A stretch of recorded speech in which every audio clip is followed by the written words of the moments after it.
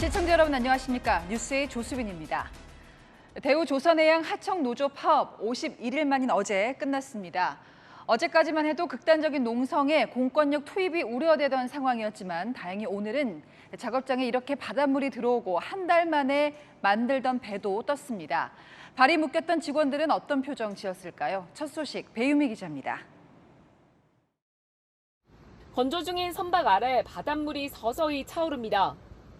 수문이 열리고 선박 건조 작업장인 도크가 바다와 연결됩니다. 곧이어 예인선이 물에 뜬 배를 끌고 바다로 나갑니다. 선박이 건조된 후 처음으로 물에 띄우는 진수 작업입니다. 오늘 진수된 선박은 30만 톤급 원유 운반선. 당초 예정일보다 5주가 미뤄졌습니다. 성능 점검과 시운전 등 절차를 마친 뒤 11월 말 인도할 예정입니다. 우리는 덥고 진수하고 눈물이 나나. 저기 한 달 동안 저리 있다가 우리가 이때까지 진수를 멈춘 적이 없어요. 대우조선해양은 오늘부터 휴가가 시작돼 원래라면 조선소가 텅 비었을 텐데요. 하지만 직원들이 휴가를 반납하고 나와 바쁘게 움직이고 있습니다. 하청노조의 점거 농성으로 진수가 지연된 배는 3척.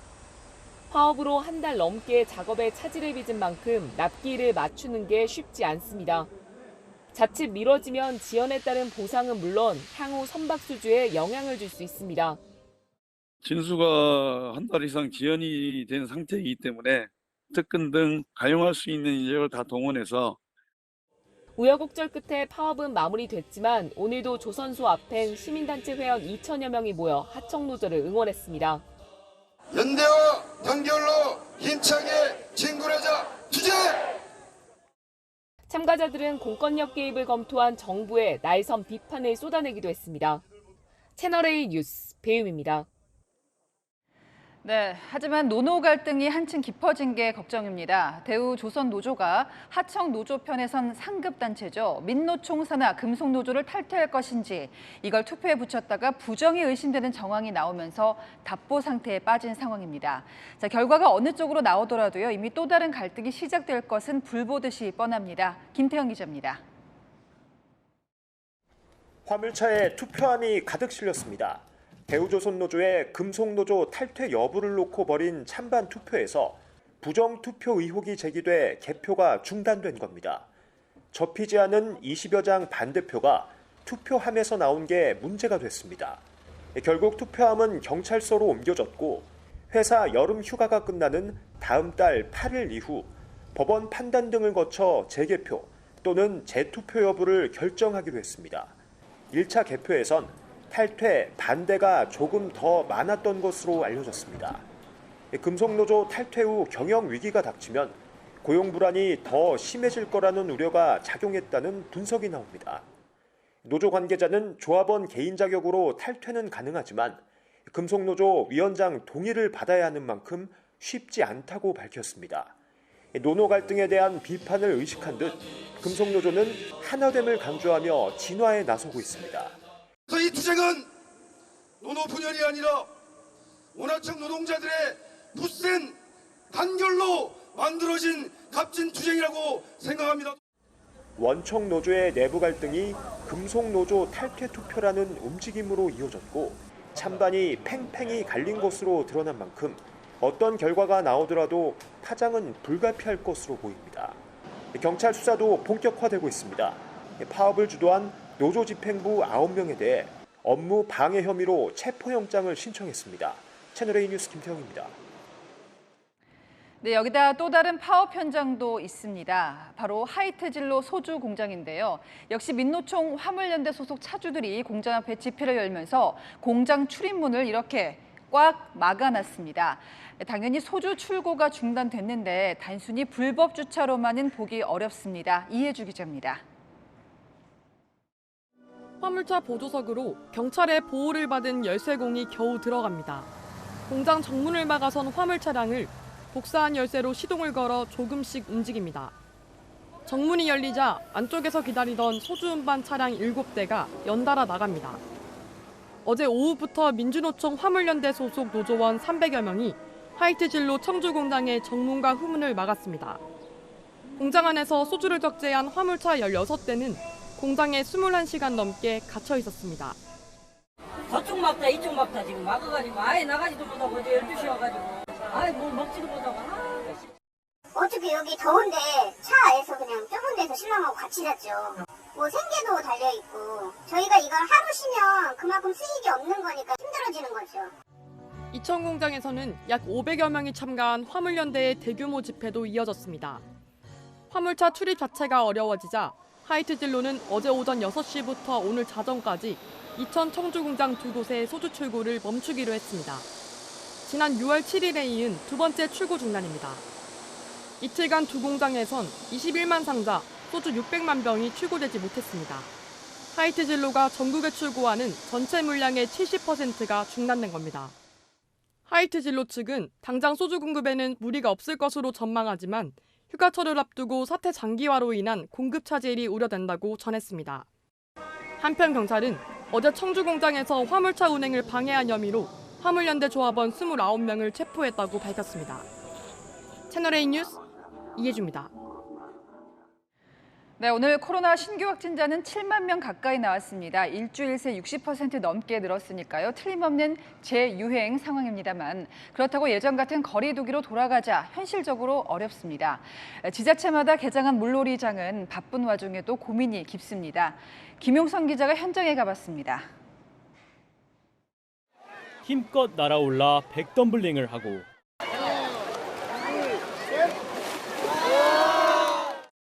친구와 함께 물놀이를 하며 한낮의 더위를 씻어냅니다. 휴일을 맞아 많은 이용객들이 물놀이를 즐기고 있는데요. 대부분 마스크를 착용하지 않았습니다. 방역 지침상 실외에서는 마스크를 벗을 수 있습니다. 하지만 수많은 인원이 마스크 없이 모이다 보니 감염에 대한 우려도 적지 않습니다. 카페테리아, 화장실, 탈의실 이용하실 때는 꼭 마스크 착용 부탁드립니다. 수영장이다 보니까 사람들이 많이 몰려있고 그러니까 마스크도 안 쓰고 그래서 살짝 걱정이 되긴 해요. 그래도 네, 오랜만에 놀러 온 겸 그냥 재밌게 놀자고. 일부 지자체들은 자체 방역 수준을 대폭 강화하는 등 대책 마련에 나섰습니다. 그 회차당 아동 100명으로 인원을 제한을 했고 유아랑 그 아동이랑 구역을 좀 나누는 걸 계획했고 아예 물놀이장을 폐쇄하는 곳도 등장했습니다. 전문가들은 야외라 해서 마냥 안심해선 안 된다고 당부합니다. 사람들이 밀집한 경우엔 감염 위험이 높아진다는 겁니다. 밀집한 경우에는 마스크를 반드시 끼셔야 하시고 입장 인원 제한이라든지 1m 이상의 간격을 유지할 수 있도록 규제가 필요할 것으로 생각됩니다. 다음 주 장마가 끝나면서 본격적인 무더위가 기승을 부릴 것으로 예보된 상황. 폭염도 방역도 잡아야 하는 지자체들 고민이 깊어지고 있습니다. 채널A 뉴스 김용성입니다. 미국은 바이든 대통령까지 코로나19에 걸린 상황이죠. 고령에 뇌동맥 수술을 받은 적이 있는 고위험군입니다. 우리 정부도 고령층이나 지병이 있는 분들부터 백신 4차 접종을 권고하고 있습니다. 그중에도 특히 고혈압이 있으신 분들 각별히 조심해야 한다는 경고가 나왔습니다. 김지혁 기자입니다. 미 심장협회 학술지에 실린 미국 LA의 세다스 시나이 병원 연구 결과입니다. mRNA 백신을 3차까지 접종하고도 오미크론 변이에 감염된 912명을 분석했습니다. 증세가 나빠 입원까지 한 중증 환자 145명 가운데 125명은 고혈압 환자였습니다. 연구진은 고혈압을 동반하는 만성질환자가 많아 변수를 조정했습니다.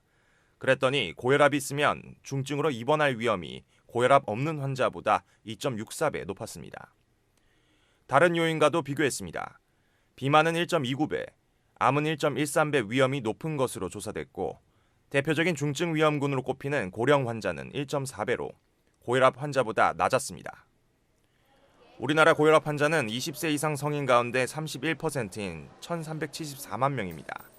젊은 층에서도 비교적 흔한 질병인 만큼 코로나에 걸렸을 경우 고령 환자보다 고혈압 환자가 중증을 앓을 가능성이 더 높은 겁니다. 혈관 벽에 이 코로나 바이러스가 침투하는 수용체가 있어서 고혈압뿐만 아니라 심근경색이나 이런 질환이 있는 분들도 코로나에 걸렸을 때 중증이나 사망 위험이 높은 것이죠. 이번 연구에서 고혈압은 백신 예방 효과도 떨어뜨리는 것으로 분석돼 각별한 주의가 필요해 보입니다. 채널A 뉴스 김지혁입니다. 다음 달이면 경찰 제도가 바뀌죠. 상급 부처인 행안부에 경찰국을 두고 장관 지휘권도 새로 만드는데요. 이러면 수사 독립성이 침해된다. 경찰 내 반발이 거셉니다. 오늘은 사상 처음으로 일선 경찰서장급인 총경들이 한자리에 모였습니다. 경찰국을 신설하는 건 역사적 퇴행이다. 강하게 반대 입장을 냈습니다. 경찰청이 참석자들을 엄정 조치하겠다고 예고했습니다. 전민영 기자입니다. 회의장 앞에 경찰을 상징하는 무궁화 화분이 여러 개 놓여 있습니다. 사복 차림의 경찰 간부들이 화분들 사이로 잇따라 회의장에 입장합니다. 행정안전부 내 경찰국 설치에 반대해 일선 경찰서장들이 모인 겁니다. 행안부 내 경찰국 설치가 어떤 법적으로 문제가 있는지, 타당한지 한번 심도 있게 논의를 해볼 것이고 그에 적합한 대책을 마련해서 적절하게 대응해 나가겠습니다. 그동안 하위직 경찰관들의 삭발이나 단식 등이 있었지만 경찰서장급인 총경들의 집단 행동은 처음 있는 일입니다. 오늘 회의에 직접 참석한 총경은 56명, 140여 명은 온라인 화상 연결로 회의에 참여했습니다. 회의 결과 경찰국 설치는 역사적 퇴행으로서 부적절하다는 데 의견을 모았다며 논의된 내용은 경찰청장 직무대행에게 전달하겠다고 밝혔습니다. 어제 이상민 행정안전부 장관은 회의 개최가 대단히 부적절하다고 비판했고 윤익은 경찰청장 후보자도 만류 입장을 밝혔습니다. 경찰청은 모임 강행을 엄중한 상황으로 인식한다며 참석자에 대해 엄정 조치하겠다고 밝혔습니다. 채널A 뉴스 전민영입니다. 네, 한편 국회가 문을 열면서 이런 현안들이 곧바로 옮아갈 가능성이 큽니다. 가장 뜨거워질 상임위, 과방위, 행안위, 법사위가 꼽히죠. 특히 과방위 같은 경우 KBS나 MBC 같은 공영방송사가 편파 방송을 했다는 게 여권 입장이고요. 야권은 그런 시각 자체가 방송 장악 시도라는 입장이라 서로 물러설 리가 없습니다. 앞서 보신 경찰 문제는 행안위에서, 검찰 문제는 법사위에서 다룰 예정인데 여기서 어떤 결론이 나오느냐에 따라서 전국이 휘청거릴 수 있기 때문에 양당 모두 가장 강경한 인물들을 전진 배치했습니다. 최선 기자입니다. 경찰국 신설을 두고 맞붙을 행정안전위원회에는 윤핵관, 장제원 국민의힘 의원이 배치됐는데 민주당에서는 조응천 의원을 보냈습니다. 두 사람은 20대 국회에서 법제사법위원을 맡으며 부딪힌 적이 있습니다. 아니 그 참 장제원 의원 왜 그러십니까? 과방위에는 공영방송 견제에 앞장서온 권성동 국민의힘 대표 직무대행과 박성중 의원이 이름을 올렸습니다. 편파적으로 방심위를 운영하는 방심위원장은 더 이상 방심위를 이끌 자격이 없습니다. 당장 책임을 지고 사퇴하기 바랍니다. 민주당 몫의 과방위원장은 정청래 의원이 맡아 벌써부터 방송장악 시도를 원천 차단하겠다고 벼르고 있습니다. 과방위에서는 각 당 대표 스피커 간의 충돌도 예상됩니다. 민주노총 소속 노조가 사장 말을 듣겠나? 근데 너무나 아무렇지도 않게 방송에서 이런 말을 할 수 있다는 그 자신감, 너무나 뻔뻔스러운 거죠. 그래서 언론의 독립성 보장을 위해서 과방위의 위원장을 가져가겠다라는 그 얘기였잖아요. 법사위도 후반기 국회의 격전지로 꼽힙니다. 여당은 법사위원 7명 중 6명을 법조인 출신으로 채웠고 야당은 김승원, 김의겸, 최강욱 등 당내 강경파, 철험회 소속 의원들을 배치했습니다. 문재인 정부 법무장관을 지낸 박범계 의원도 법사위에서 한동훈 장관을 향한 파상 공세에 나설 전망입니다. 채널A 뉴스 최선입니다. 한편 더불어민주당 당대표 후보 경선에서는 문재인 전 대통령이 사라졌습니다. 오늘 이재명 의원 또 다른 당권 주자들까지도 일제히 김대중, 노무현 전 대통령 묘역을 찾았는데요. 그럴 만한 이유가 있었습니다. 한수아 기자입니다. 이재명 민주당 의원이 김해 봉화마을을 찾아 노무현 전 대통령 묘역을 참배했습니다. 이 의원은 반칙과 특권 없는 사람 사는 세상, 이기는 민주당을 만들겠다며 노 전 대통령의 말을 인용한 방명록을 남겼습니다. 노무현 대통령께서 열어준 길, 정치개혁, 정당개혁의 길을 따라서 여기까지 왔습니다. 지난 18일에는 출마 선언 후 첫 일정으로 김대중 전 대통령 묘역을 찾아 개인적으로 닮고 싶은 근현대사의 위대한 지도자라고 밝히기도 했습니다. 다른 후보들도 김대중, 노무현 마케팅에 나섰습니다. 서른 의원도 18일 김 전 대통령 묘역을 찾은 데 이어 어제 노 전 대통령 묘역에 방문해 상식과 원칙이 실종된 정치가 노 전 대통령에게 고통을 안겼다고 했습니다. 박용진 의원은 봉화마을에 가기 전 노 전 대통령이 부산에서 국회의원 선거에 출마했을 때 유세 현장이었던 시장을 찾아 출마 선언을 했습니다. 노무현 대통령처럼 민주당 안에 가득한 계파 독점 정치, 악성 팬덤에 이끌려가는 그런 정치 이겨내고 출마 선언문에서도 김대중, 노무현 언급은 있지만 문재인 전 대통령을 내세운 후보는 없었습니다. 최근 탈북어민 북송 사건을 두고 신구 권력이 대립하는 가운데에도 문 전 대통령은 정치권과 거리를 두고 있어 이런 상황이 반영됐다는 분석입니다. 문 전 대통령 측 관계자는 채널A에 현실 정치에 개입하는 것처럼 보일까 후보들 방문 요청이 와도 전당대회 이후에 보는 게 좋겠다는 뜻을 전했다고 설명했습니다. 채널A 뉴스 한수아입니다.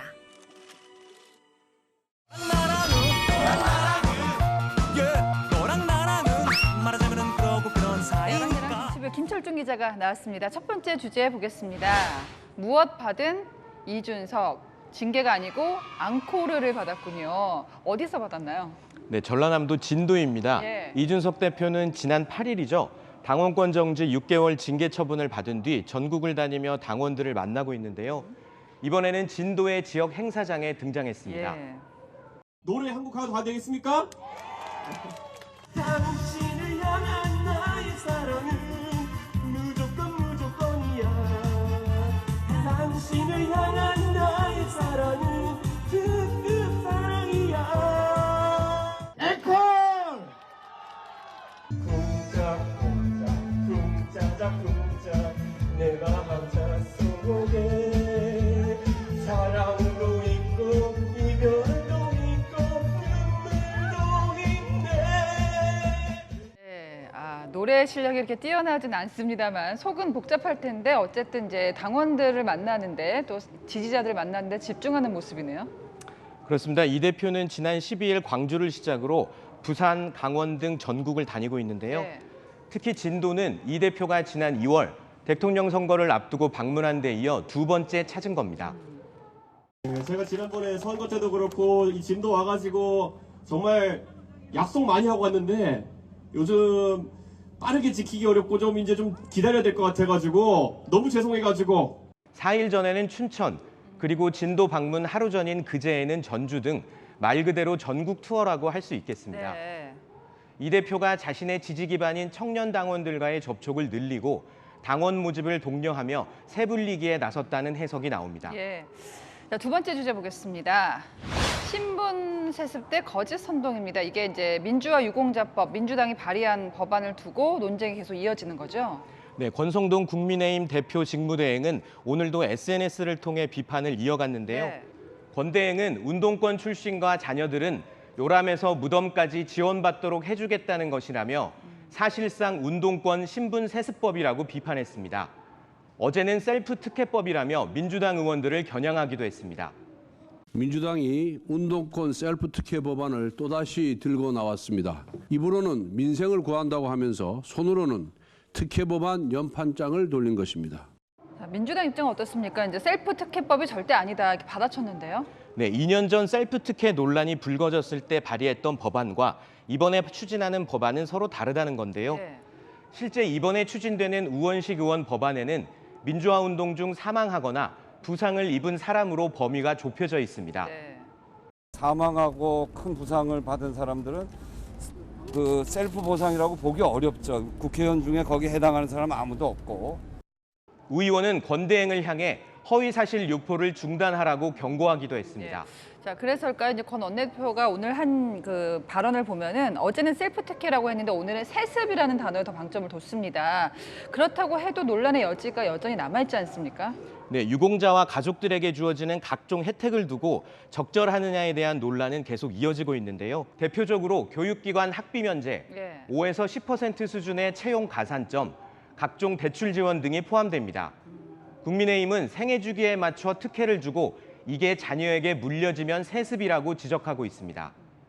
민주당이 올해 정기국회에서 꼭 통과시키겠다고 한 만큼 여야의 거센 갈등이 예상되는데요. 다만 정치 공방을 떠나 민주화에 헌신한 분들에 대한 존경심만은 잊지 말아야겠습니다. 네, 지금까지 여랑야랑 김철중 기자였습니다. 어젯밤 경찰이 대대적인 음주운전 단속에 나섰습니다. 만취해서 운전대를 잡고도 거짓말이 참 황당했습니다. 첫날 단속에 박건영 기자가 동행했습니다. 서울 강남 압구정동에서 경찰이 음주 단속을 벌입니다. 단속을 시작한 지 얼마 되지 않아 고가의 수입차 운전자가 적발됩니다. 기아 시간으로 하고 내리세요, 선생님. 운전석에서 내린 남성의 혈중 알코올 농도는 0.031%, 면허 정지 수준입니다. 운전하면 안 돼. 대리가 너무 많이 들어가지고. 잠시 뒤 적발된 다른 차량. 운전자는 와인 2잔을 마셨다고 하는데 음주 측정기 숫자는 계속 올라갑니다. 0.096 나왔습니다. 0.096 면허 취소시. 운전을 왜 하셨어요? 집에 가려고. 음주 단속을 벌이는 모습을 발견하고는 좁은 골목길로 빠르게 달아나는 차량을 경찰 순찰차가 쫓아갑니다. 나와요.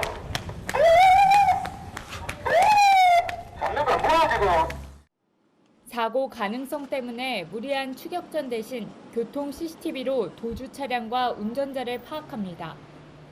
오토바이 운전자도 음주 단속에 걸렸습니다. 얼마나? 지금 막 나왔어요. 집주인이 마친다고 그래서. 어젯밤 서울 강남과 영등포 일대에서 진행된 음주 단속에선 2시간 만에 운전자 5명이 적발됐습니다. 경찰은 한 잔만 마시면 운전대를 잡아도 될 거란 생각이 위험하다고 경고합니다. 한두 잔이면은 잘못하면은 정지가 될 수도 있습니다. 차량은 주차를 시키고 대중교통을 이용해서 귀가하시는 게 좋습니다. 서울 경찰은 다음 달 21일까지 밤낮 구분 없이 불시 음주 단속을 이어나갈 계획입니다. 채널A 뉴스 박건영입니다. 얼마 전 8살 어린이가 개에 물리는 사고가 났었죠. 다행히 어른 도움을 받고 목숨을 건졌지만 먼저 보고도 모른 척한 다른 행인 모습이 찍히면서 부끄럽다, 화난다는 반응도 많았습니다. 자, 비슷한 또래 아이가 차에 깔리는 사고가 났습니다. 그런데 단 한 명도 외면하지 않고 이 아이에게 달려갔습니다. 김민환 기자입니다. 비상등을 켜고 서 있는 경차 앞에 시민들이 달라붙어 있습니다. 이 모습을 본 행인이 도로를 가로질러 뛰어옵니다. 다른 행인들도 속속 차량 주위로 달려들더니 힘을 합쳐 차를 들어 올립니다. 차량 앞쪽을 왼쪽으로 돌리자 원래 차가 서 있던 도로 바닥에 어린이가 쓰러져 있습니다. 자전거를 타고 횡단보도를 지나던 7살 어린이가 20대 운전자가 모는 승용차에 깔린 건 어제 저녁 6시 35분쯤. 다행히 어린이의 생명에는 지장이 없는 걸로 알려졌습니다. 운전자는 경찰 조사에서 우회전을 하는데 어린이를 보지 못했다고 진술한 걸로 전해졌습니다. 경찰은 운전자가 술을 마시지는 않았다며 사고 경위를 조사하고 있습니다. 어젯밤 9시 40분쯤 경기 남양주시 오피스텔에 경찰이 출동했습니다. 60대 남성이 50대 여자친구를 감금 폭행한다는 신고를 받은 겁니다. 경찰관분이 오셔서 엘리베이터에서 저 내려가는데 경찰분이 여자분 데려가는 거. 남성은 여자친구가 다른 남성을 만났다는 이유로 일주일 동안 가둬놓고 폭행한 혐의 등을 받고 있습니다. 경찰은 남성을 조사한 뒤 구속영장을 신청할지 결정할 방침입니다. 채널A 뉴스 김민환입니다.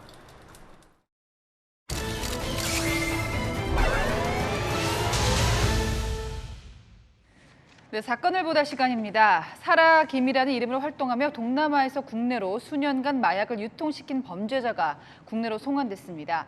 3년에 걸친 추적과 검거 과정이 드라마 같습니다. 사회일보의 정현우 기자가 나왔습니다. 자, 정 기자, 사라 김이라고 해서 저는 여자 이름인 줄 알았는데 남자라고요? 네, 그렇습니다. 남성이고요. 네. 마약왕으로 불리는 네. 남성입니다. 지난 17일 베트남 호치민에서 검거된 47살 남성 김모 씨를 부르는 건데요.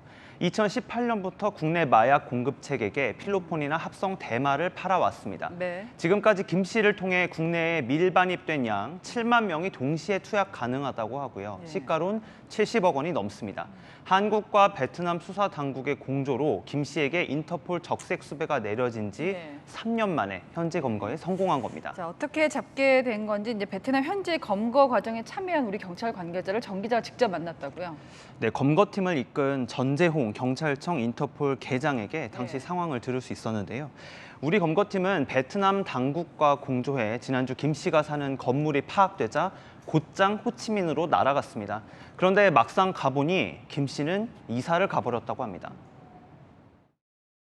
마음 고생을 굉장히 많이 했어요. 진솔로 갈 수 없으니까 피해자가 이제 이사를 한 날이었습니다. 그날이.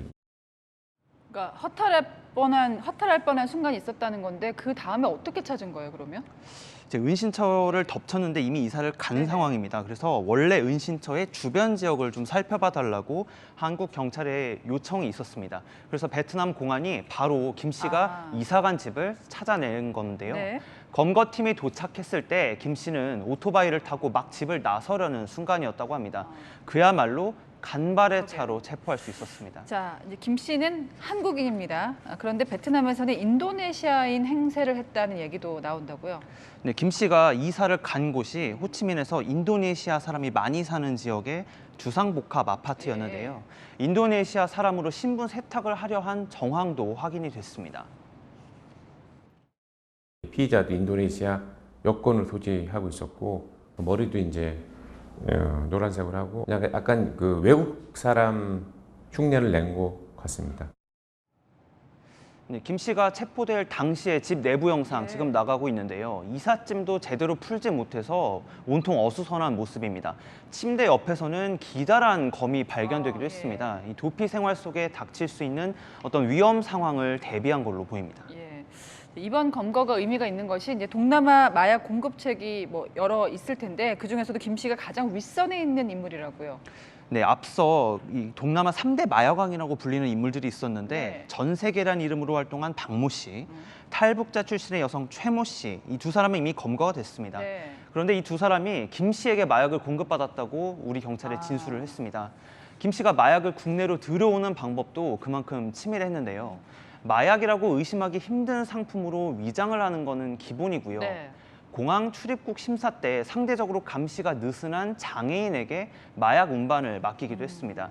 이 운반 체계의 비행 일정과 도착 시간 등을 메신저를 통해 실시간으로 파악을 하면서 베트남에서 마약 거래를 직접 챙겨온 겁니다. 어떻게 보면 몸통이 잡혔다고 볼 수 있는데 예전에 우리나라를 마약 청정국이라고 했잖아요. 이제는 옛말이 된 것 같습니다. 지금까지 사건을 보다였습니다. 네, 다음 뉴스입니다. 휴가철에 야외에 나갔다가요, 뱀에 물리거나 벌에 쏘이는 사고가 급증하고 있습니다. 어떤 점을 조심해야 할지 미리 알아두시죠. 강경모 기자입니다. 병원 응급실 입구에 구급차가 도착합니다.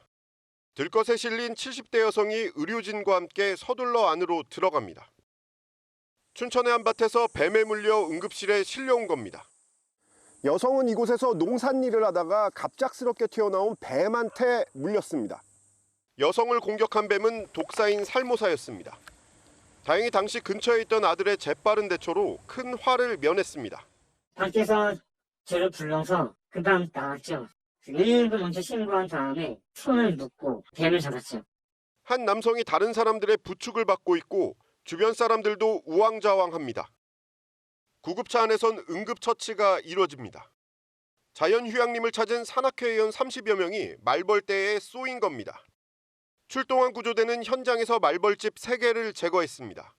인위적으로 건든 건 아니고 나무 아래에서 식사를 하다가 음식 냄새도 나기도 하고 그래서 좀 별별히 공격을 한 것 같아요.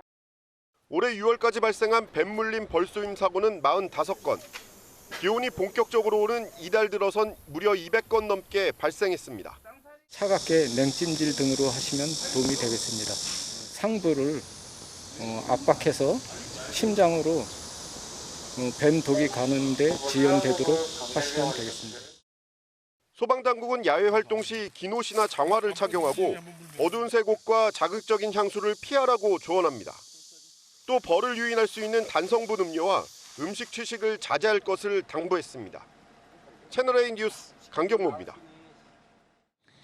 요즘 같을 때 에어컨이 고장나면 AS 접수를 해도 하세월입니다. 알고 보면 혼자 해결할 수 있는 문제도 많고요. 빨리 접수하는 방법도 따로 있다는데요. 김승희 기자가 발품을 팔아서 알아봤습니다. 지난 4일 작업장에 에어컨이 고장난 경기도의 포장지 제조업체. 곧바로 AS 센터에 전화를 걸었는데 접수까지 꼬박 사흘이 걸렸습니다. 2시간, 3시간을 기다려야 되니까 그런 상황이에요. 멘트를 듣고 연결될 때까지 전화만 계속 두들고 있었어요. 접수가 돼도 대기 인원이 많아 수리 날짜를 안내받지 못하는 경우도 있습니다. 영업사원 권모 씨는 고객 미팅 공간에 에어컨이 고장나 일주일에 40만 원을 더 쓰고 있습니다. 언제쯤 될지는 자세히 모르겠다. 근데 오래 걸린다고만 해서 방이 따로 있는 방에서 이제 식사하는 부분 식사비 나가고 따로 이제 커피도 사드려야 되고 또. 가전업체 관계자는 때이른 폭염에 협력업체 인력난과 출장기사의 주 52시간제 영향이 컸다고 말합니다. 그러면서 접수건 가운데 30에서 40%는 고객 스스로 해결할 수 있다고 설명했습니다. 에어컨이 켜지지 않을 땐 실외기와 연결된 두꺼비 집을 확인하고 바람에서 냄새가 날 경우 필터를 청소하면 됩니다. 바람이 미지근한 건 실외기 온도가 높아서 그런 건데 주변 짐을 치우거나 은박지로 직사광선을 막아주면 됩니다. 여름 전 3월에서 5월 무상점검 서비스를 이용하는 것도 방법입니다. 전문가를 불러야 한다면 전화보단 인터넷 접수가 빠르며 사설업체 이용은 최소화하는 것이 좋습니다. 자격증이 없는 협력업체들이 임의로 이제 수리를 하게 될 때는 제품 자체의 내구성에도 문제가 생길 수 있고 냉매가스 유출이라든가 안전사고로도 이어질 수 있기 때문에. 여름마다 반복되는 에어컨 AS 대란, 간편한 해결법이 도움이 될 수 있습니다. 채널A 뉴스 김승희입니다. 네, 지구가 북반구와 남반구로 쪼개져 극과 극의 이상기후에 시달리고 있습니다. 지금 유럽에서는 폭염으로 난리인데요. 안데스 산맥에는 살인적인 눈 폭풍이 몰아닥쳤습니다. 염정원 기자입니다. 앞을 제대로 보기 힘들 정도로 눈보라가 휘몰아치고 차량 바퀴는 눈에 파묻혔습니다. 날이 저물어 차량들은 전조등을 켠 채 꼬리에 꼬리를 물었습니다. 남미 안데스 산맥 일대에 갑작스러운 폭설이 쏟아졌습니다.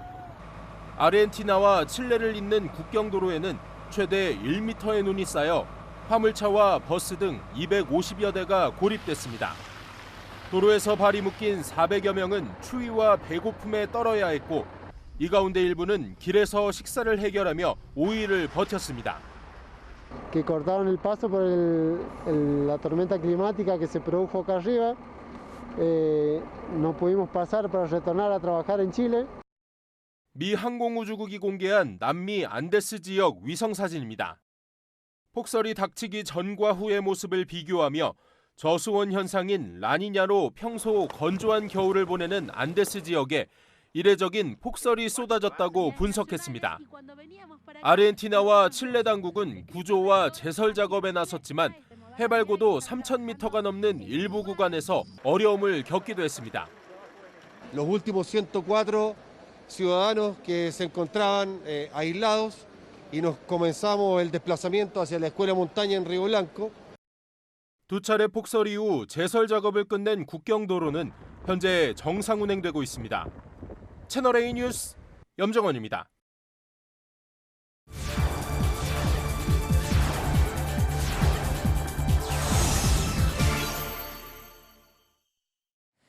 물가가 너무 올라서 사람도 먹고 살기 힘들지만 반려동물 키우는 데 드는 비용은 더 껑충 튀었습니다.